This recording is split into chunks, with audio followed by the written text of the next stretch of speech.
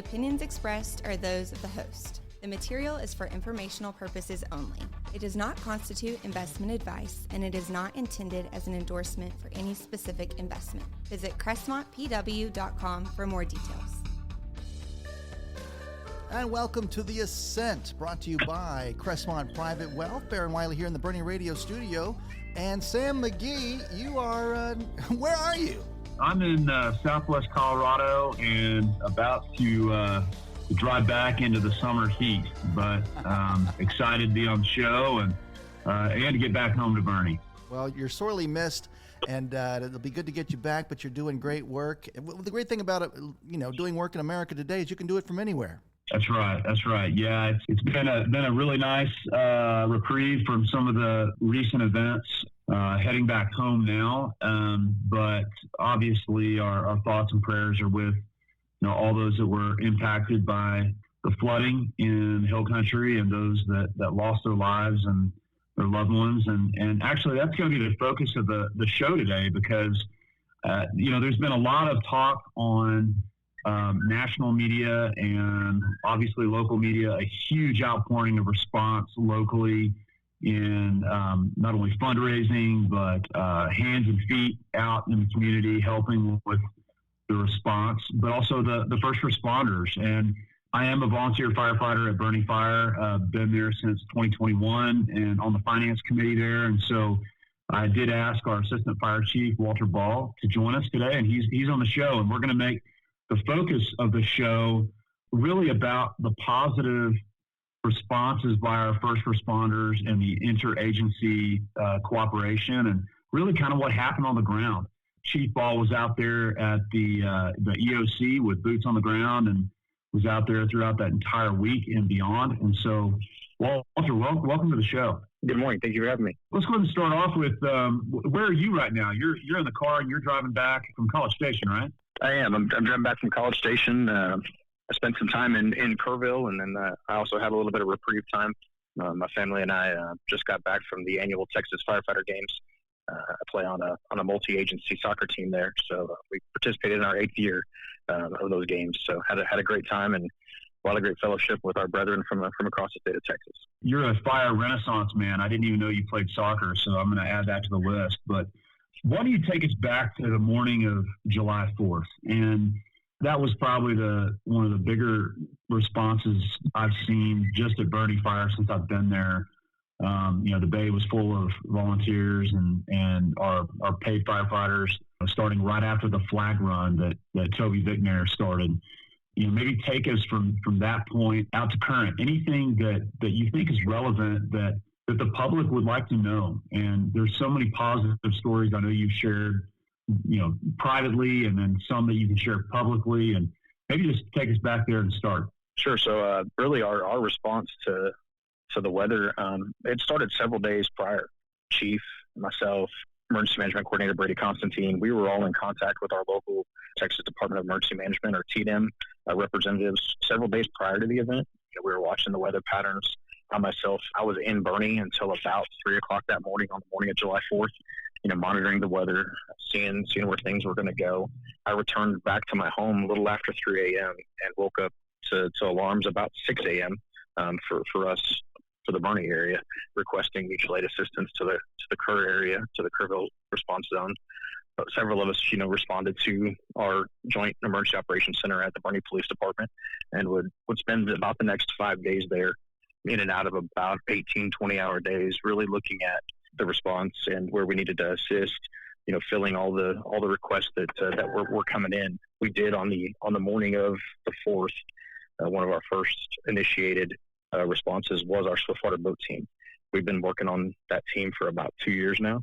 We have, at the time of the incident, we had 9 certified boat operators, and 6 of those individuals went on 2 boat teams to Comfort. That was the first 2 missions that they would report to that morning. They were able to successfully rescue 9 citizens, and they effected a numerous amount of evacuations from homes to drier land and safer land, handing them over to our brothers and sisters from other fire departments that had come in to assist with that. Over the next coming days, they would do an additional approximately 8 boat missions between our powered craft and our man-powered raft, and those missions would go from the center point area all the way past Sisterdale, almost to the backside of the Cordier Ranch, where they were doing some search and rescue operations in conjunction with our other fire departments. And Chief, just for context, with with many of the listeners here not familiar with the distance between Center Point and Sisterdale, about how far is that? It's approximately about 20 river miles. So the entire length of this, from the headwaters of the Guadalupe up in the Hunt area to Canyon Lake, that's 100 miles of river miles that were being covered by responders, and that are still being worked on to this day. But the area that our guys particularly went to was about 20 miles of that. Wow. Well, certainly an incredible response. And I think waking up on 4th of July and going to the flag run that morning, which was a Bernie Fire fundraiser, I had absolutely no idea that it would turn into what it turned into. But I'm so proud of our department and the agencies that came out and served and continue to serve today. What does it look like now? I mean, what's the operation look like now? And, maybe share a little bit about the interagency coordination with other departments too, because I know listeners will be really interested to hear about that. Yeah, it was a great response from our entire county, all the fire departments, EMS, both offices of emergency management, both our city office and our county offices have been collaborating this entire time in conjunction with our partners from the Texas Department of Emergency Management. Additionally, Chief Casares deployed to Kerrville on an initial response. He was part of the Emergency Operations Center there. I would later follow up as part of the Emergency Medical Task Force, where I was part of the staging management team, and then ultimately in the Emergency Operations Center and Operations and Logistics. Our medical director participated and actually deployed to help with a force protection clinic for all of our responders that were boots on the ground. We currently have Tender 49 that is deployed to the Hunt area, assisting with calls and the debris management operations that started yesterday. So firefighters Paul Duran and Scott Rogers, they're on an approximate 14-day assignment. Like I said, started Sunday, so they're helping that. And then our police department, I know, assisted with force protection and security and assisted their brothers and sisters up in Kerrville on a particular daily basis in the first coming days of the incident. And so with everything that's happened, and I know you haven't had time to look at the news and follow everything that maybe the public has, but maybe just highlight a positive story. And if you need to, a kudos or something that you'd like to share. So I'll tell you, it's something that a lot of people don't see. It's definitely not something that people share a lot about. I spent 12 days in Kerrville, like I said, and the resiliency and the compassion, just the support of that community was amazing. One particular morning, it was probably around day 6 or 7 for me in Kerrville, which is about my 13th day in the response. We were staying at a local hotel, and there's, several dozen response vehicles, and we all came out to a piece of paper on our windshields.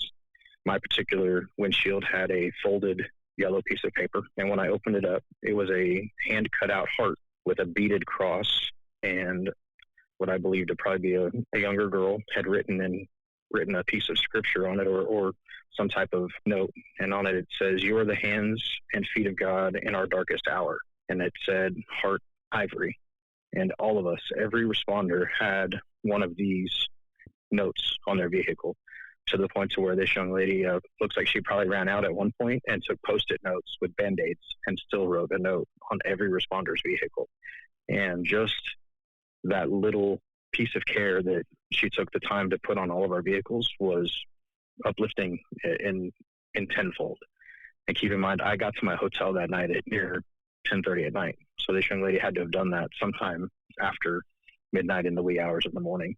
And it's just an uplifting story. You hear about the destruction, you hear about a lot of the other things, but for somebody to take the time for us is just incredibly impactful. And I still keep that in my truck. It stays up in my windshield. That is incredible. And that's the type of news I think listeners love hearing. And thank you for sharing that.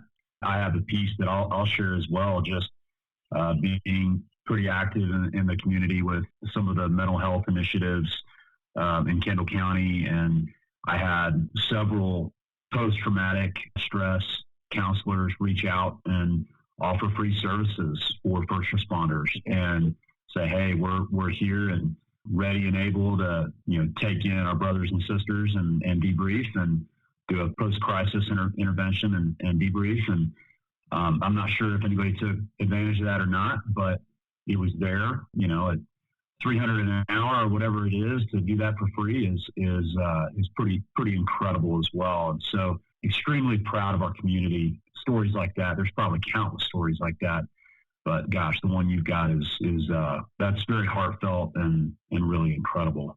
So shifting gears a little bit about something you talked about earlier.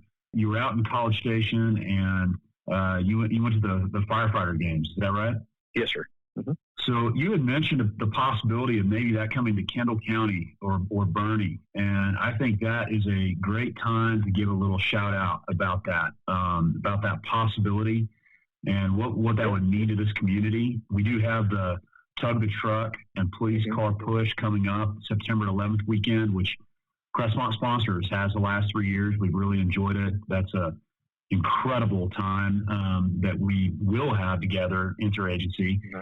But talk a little bit about the Firefighter Games and what that would mean. Yeah, the Firefighter Games, it's a week-long, it used to be called the Firefighter Olympics. We had to change the name. That's essentially what it is. It's a week of fellowship and fun and competition. It starts on a Sunday with an opening ceremony. It's usually powerlifting and CrossFit, which happens on a Sunday. Throughout the whole week, there's just a ton of different things taking place. There's a day where there's a washers, horseshoe, cornhole tournament. There's archery. There's sporting clays, trap and skeet shooting, bass fishing, bowling, basketball 3-on-3, 5-on-5, soccer tournament for 2 days, a softball tournament. There's now pickleball. Obviously, that's been the new thing. They introduced wiffle ball this year. They didn't have enough teams, but they hope to bring that in. It's just a great week of fellowship and fun. Families come in with the host city. Whoever does it usually has a fellowship night or two that brings us all together. So shout out to Destination Bryan. They took a great care of us this last week. It was an awesome time with our families, and it's a good time to get together as brethren and not have to listen to calls, and we can have some adult beverages and sit with our families and have some sport. I said it's the 8th year that I've gone. The team that I'm on is actually out of Bear County, but we're a joint team. So there's representatives of Kerrville Fire, Sisterdale Fire Department here in Kendall County, Bernie Fire, Bear County ESDs 2, 11, and I believe 10 are on there. So it's a very great opportunity to come out. This year we played our brothers and sisters from San Marcos, Round Rock, and Richardson Fire Departments. But just for the soccer tournament alone, there's about 300 players. So it's a lot of families that come for that 2 days portion of the tournament. So we did have the president of the association out a couple weeks ago, and they met with our Visit Bernie folks. So hopefully they were doing a feasibility meeting, and hopefully that we'll be able to see that come to fruition. And I believe we're looking at around 28 year 2027 or 28 before it'll come, but gives us some time to plan. So we're looking forward to that opportunity if it comes around.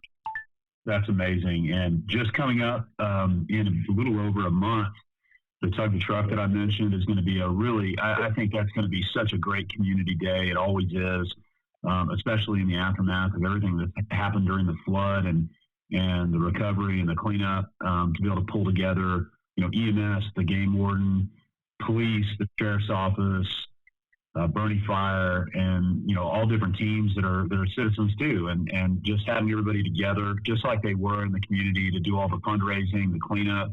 It's going to be a great day of celebration and remembrance, and really looking forward to that.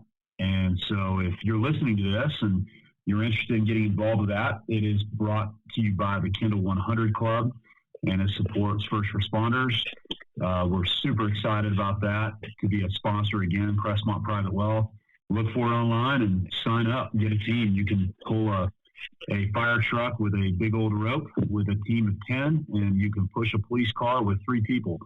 Chief Ball, I really appreciate you coming on here today, and I want to acknowledge really all first responders and acknowledge you as well. I don't think the public understands generally, unless they've been involved with an agency, like police or EMS or fire, just how much goes into a situation like what just happened in terms of response. And we have kind of a running joke, amongst the community that the fire department kind of shows up to everything, a gas leak, a cat in a tree, it's kind of everything, right? A lift assist. But really thinking about what was put to the test in Kerrville and along that river, it was just about everything. And I know that our listeners and the community and the public at large really appreciates, even though they may not understand everything that went into it or know every positive story that happened, we appreciate you. And I just want to say thank you to all those first responders that were out there doing the work, and the community and the volunteers. What an incredible effort. We'll learn from it, and we'll do even better when disaster strikes again in the future, whatever it may be. But just the resilience of this community has been amazing. And Chief Ball, thank you for being on today. I really appreciate it. Thanks for having me. So if you want to learn more about the Tug the Truck that's coming up, you can search that, Tug the Truck 5th Annual, which Crestmont Private Wealth will be a proud sponsor again for the Kindle 100 Club. And if you're interested in learning more about Crestmont Private Wealth, we serve families really across the United States, mostly in Texas, serving them on retirement planning, financial planning, investment management. You can find us at crestmontpw.com. Have a great weekend, and God bless.